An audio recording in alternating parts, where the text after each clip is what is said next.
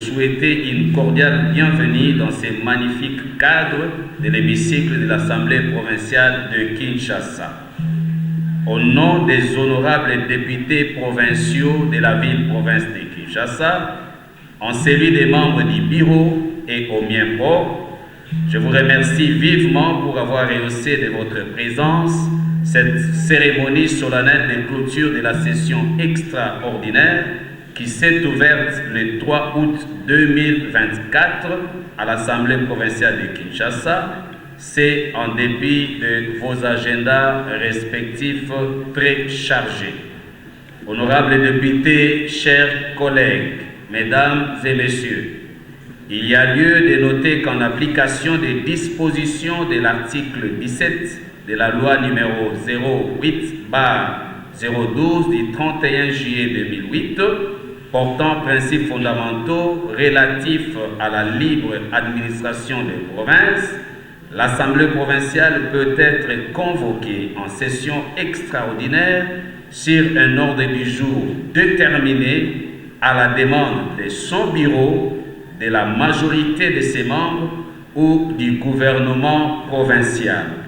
Honorables députés, chers collègues, mesdames et messieurs, la session qui se clôture aujourd'hui a été convoquée sur demande du gouvernement provincial qui devait en principe présenter pour approbation son programme quinquennal devant les honorables députés provinciaux. Cet exercice a eu pour conséquence non seulement l'approbation du dit programme, mais aussi l'investiture des ministres provinciaux qui vont accompagner M. le gouverneur dans sa noble et lourde charge. C'est ici l'occasion pour moi de renouveler nos félicitations à cette équipe qui va désormais gérer le quotidien des Kinoises et Kinois.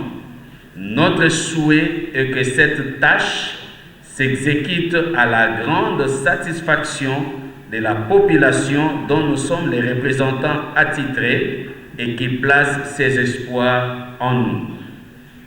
Nous avons procédé aussi à l'examen et l'adoption de la dotation réaménagée de l'Assemblée provinciale de Kinshasa, sans oublier l'examen et l'adoption du projet du budget rectificatif de la ville de Kinshasa que nous avons soumis à l'ECOFIN.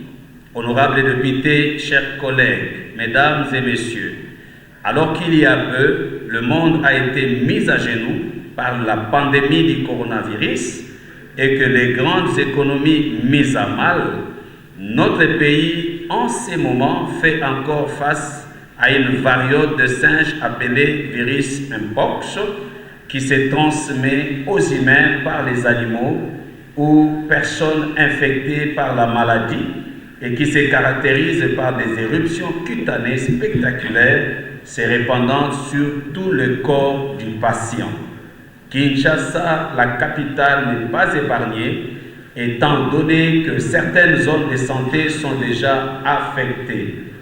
Les statistiques à notre disposition nous poussent à demander aux autorités compétentes de prendre toutes les mesures qui s'imposent pour stopper la propagation de ces virus qui tuent plus que les coronavirus de triste mémoire et d'organiser une prise en charge responsable de patients. Honorables députés, chers collègues, mesdames et messieurs, le 2 septembre 2024, nos Bleus-Blancs reprennent le chemin de l'école. Nous profitons de cette tribune pour inviter le gouvernement provincial à prendre les dispositions nécessaires pour la réussite de cette rentrée scolaire. Je ne saurais clore mon propos sans féliciter et remercier notre personnel administratif et politique qui nous a accompagnés efficacement durant nos travaux de la session extraordinaire qui s'achève en ces jours.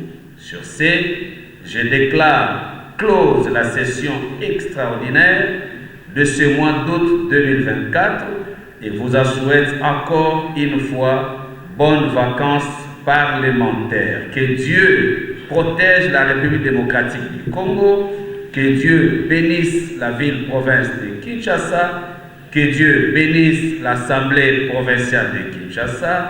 Je vous remercie. Chaque chose a son temps. Nous ne croyons pas que c'est dans ces manières que les choses peuvent être résolues. En tout cas, c'est vraiment avec régler que nous sommes en train de manifester vraiment notre mécontentement face à ces actes de vandalisme qui s'est fait à la veille de ce mardi matin dans mon fief électoral. En tout cas, c'est ça qu'on peut répondre là-dessus. Oui, comme l'État est déjà sur ça, nous vous demandons de garder votre calme. Donc, il y a des choses qui sont déjà en cours. L'État est en train de faire ce qu'il peut faire pour que les choses reviennent normales. Gardez votre calme. En tout cas, il ne faut pas vous laisser faire là-dessus. Le problème d'évader, je ne sais même pas confirmer qu'il y a eu des évadés. Nous attendons les rapports officiels parce que je suis une personnalité politique. Je ne peux pas affirmer des choses dont je n'ai pas de preuves.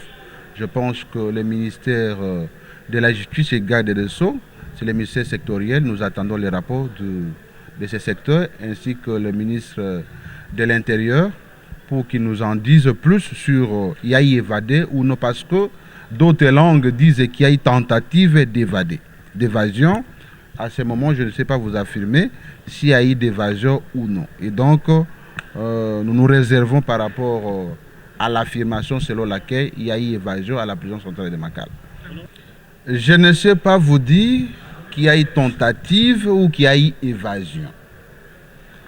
L'État est géré par des ministères. Il y a d'une part les ministres de la Justice, qui est l'autorité sectorielle qui gère les prisons.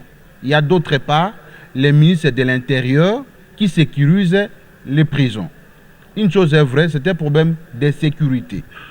Comme c'est un problème de sécurité, je pense que les autorités qui sont là vont prendre les dispositions qui s'imposent pour que ces phénomènes ne se reproduisent plus.